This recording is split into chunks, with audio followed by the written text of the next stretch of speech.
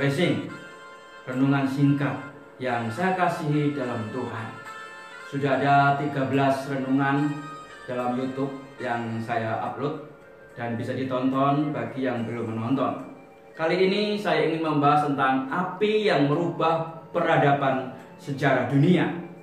Dan jangan lupa tonton dan dengarkan sampai selesai, ya. Peristiwa ini terjadi saat sesudah Yesus naik ke surga dan para rasul meninggalkan Bukit Zaitun dan kembali ke kota Yerusalem. Jarak antara Bukit Zaitun dan kota Yerusalem itu sekitar 1 kilometer, tidak terlalu jauh. Di Yerusalem mereka pergi ke tempat mereka menumpang, lalu naik ke kamar di loteng di mana mereka sering berkumpul bersama-sama berdoa bersama dengan rekan-rekan yang ada. Pesan Tuhan Yesus yang terakhir pada murid-muridnya sebelum naik ke surga adalah, tetapi kamu akan menerima kuasa kalau Roh Kudus turun ke atas kamu, dan kamu akan menjadi saksiku di Yerusalem dan di seluruh Yudea dan Samaria dan sampai ke ujung bumi.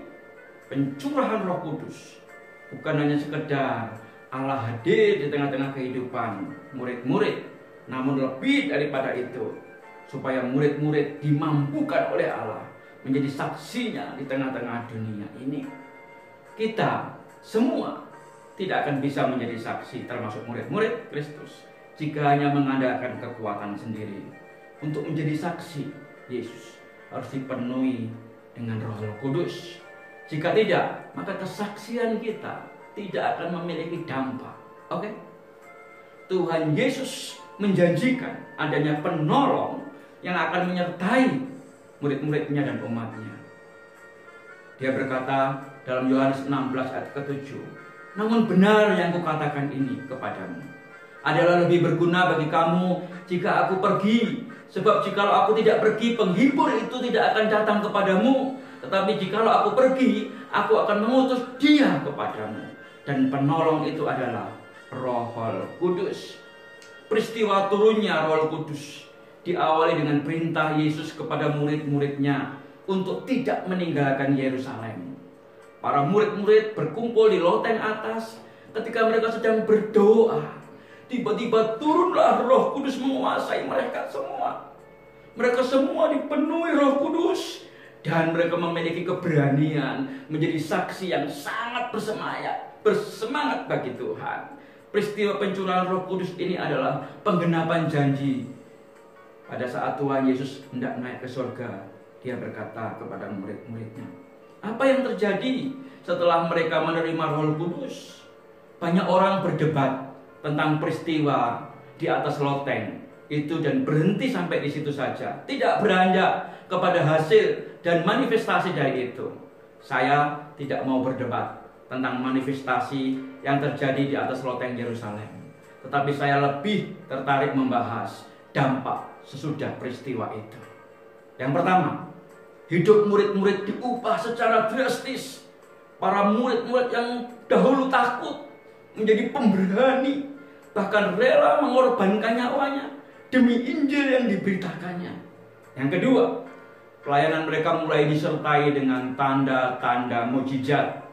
Begitu mereka dibaptis Roh Kudus, maka tanda-tanda heran dan mukjizat menjadi hal yang terjadi setiap hari dalam pelayanan para murid. Seperti membangkitkan orang mati, menyembuhkan yang sakit, yang lumpuh berjalan, yang buta melihat, yang dikuasai roh-roh iblis diusir. Dan yang ketiga, Roh Kudus memberi kuasa untuk memberitakan kabar baik, kabar pembebasan, kabar pengampunan dosa, kabar pendamaian antara orang berdosa dengan Allah yang kudus. Kegerakan Pentakosta pertama diawali dari perintah Tuhan. Sebelum dia naik ke surga, murid-muridnya mentaatinya. Tinggal di Yerusalem, murid-murid mentaati perintah itu. Mereka berkumpul, mereka menunggu di Yerusalem.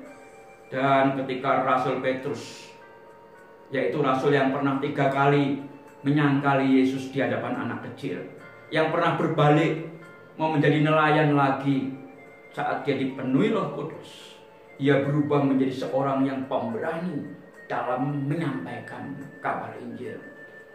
Kisah Rasul 2 ayat 14 sampai 40 di sana dicatat.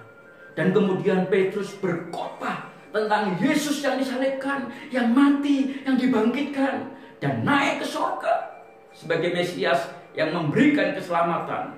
Khotbah Petrus saat itu menyentuh hati banyak orang, dan mereka bertanya, "Pak Petrus, apa yang harus kami perbuat agar kami diselamatkan?" Kemudian Petrus berkata kepada mereka dan meminta mereka untuk bertobat dan memberi diri dibaptis supaya diselamatkan dan menerima karunia-karunia Roh Kudus. Dan dalam kisah ini dicatat sekitar 3.000 orang menjadi percaya dan memberi diri mereka dibaptis. Dan api kegerakan itu terus berlanjut. Setiap murid Yesus taat menjalankan perintah dan bergerak dari Yerusalem, Yudea, Samaria sampai ke ujung bumi. Mereka mulai keluar meninggalkan tempat nyamannya mereka untuk menyampaikan kabar pembebasan, kabar keselamatan kepada dunia. Banyak murid yang harus menjadi martir demi tugas penyampaian kabar baik kepada dunia ini. Yakobus, anak Zebedius, mati dipenggal di Yerusalem. Filipus disalibkan di Hierapolis di Pigia. Matius dipenggal di kota Nadabah, Ethiopia. Dan murid-muridnya yang lain juga mengalami hal yang sama. Tetapi peristiwa kematian para martir tidak menjadikan murid-murid berkecil hati, takut, dan itu menjadi penghalang untuk mereka tidak berani menyampaikan kabar baik. Oh tidak! Bahkan orang-orang percaya yang bertobat di Yerusalem pada masa itu, mereka kembali ke kotanya dan membawa api kegerakan itu di tempat mereka masing-masing.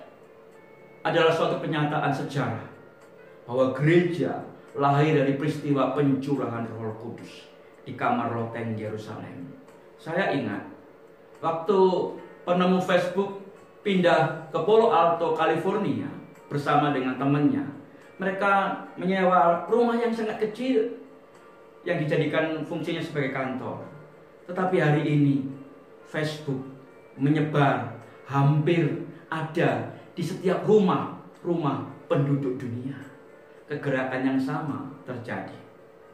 Pemulihan ini terjadi pada waktu Roh Kudus dicurahkan 2000 tahun yang lalu di kamar loteng yang kecil di Yerusalem. Itu adalah Pentakosta pertama.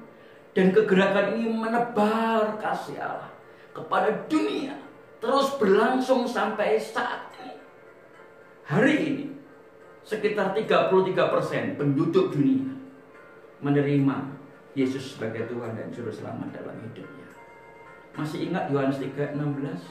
Karena begitu besar kasih Allah akan dunia ini, sehingga Ia telah mengaruniakan anaknya yang tunggal, supaya setiap orang yang percaya kepadanya tidak binasa, melainkan beroleh hidup yang kekal. Jadi jelas bahwa murid-murid Tuhan masa lampau maupun masa kini terus bergerak dari Yerusalem, Yudea, Samaria sampai ke ujung bumi, memberitahu bahwa Allah sangat mengasihi dunia ini dan Dia memberikan juru selamat. Supaya apa? Supaya yang percaya menerima hidup kekal, diselamatkan. Tetapi yang menolak, mereka akan binasa. Mari kita berdoa seperti murid-murid di atas loteng Yerusalem, agar Tuhan mencurahkan Roh Kudus-Nya dari semua karunia yang diberikan Allah kepada manusia. Tidak ada yang lebih berharga dari kehadiran Roh Kudus. Kenapa? Karena Roh Kudus memiliki banyak fungsi, peranan, dan karya. Pertama, Dia menginsapkan dunia akan dosa.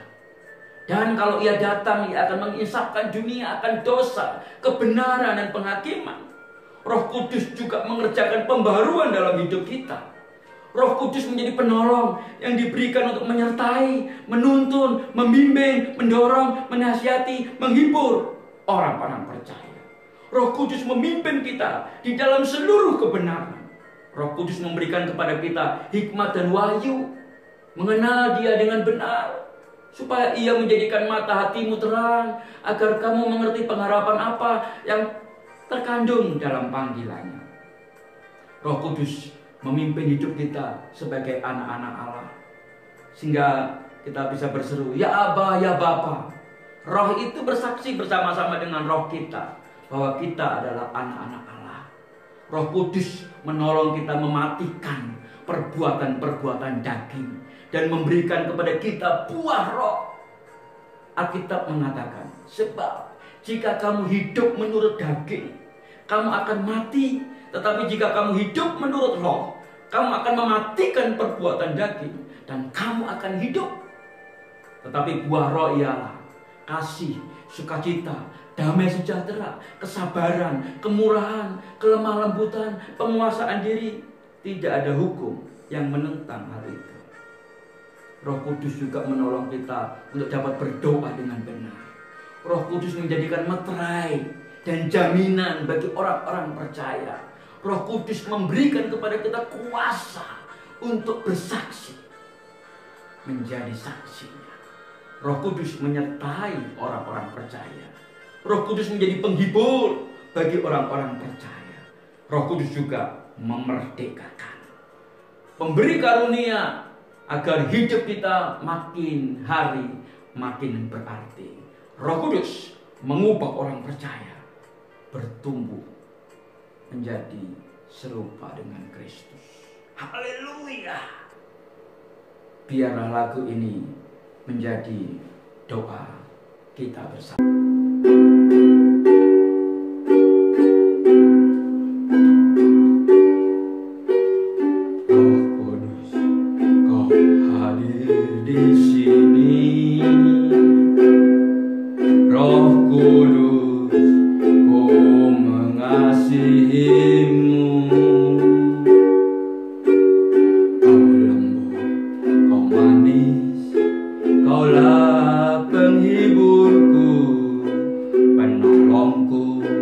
Diutus Bapakku, ku buka hati untuk roh-Mu Tuhan, ku buka hati menyembah-Mu Yesus. Jamahlah kami, penuhi kami dengan kuasa Allah Maha Tinggi.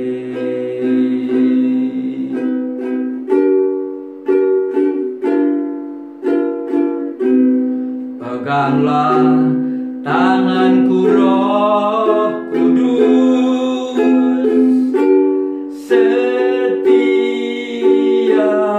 hari. Ku tak dapat jalan sendiri tanpa Roh-Mu. Bawalah diriku kepada segala kebenaran, agar ku tidak tersesat mengikuti jalan-Mu.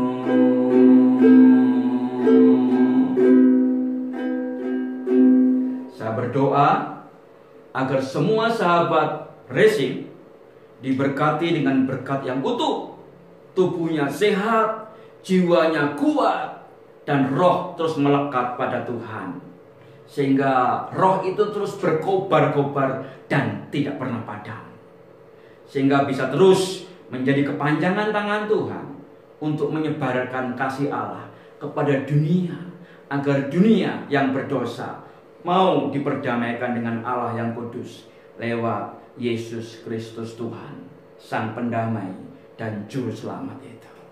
Tuhan memberkati. Amin. Sampai ketemu minggu depan.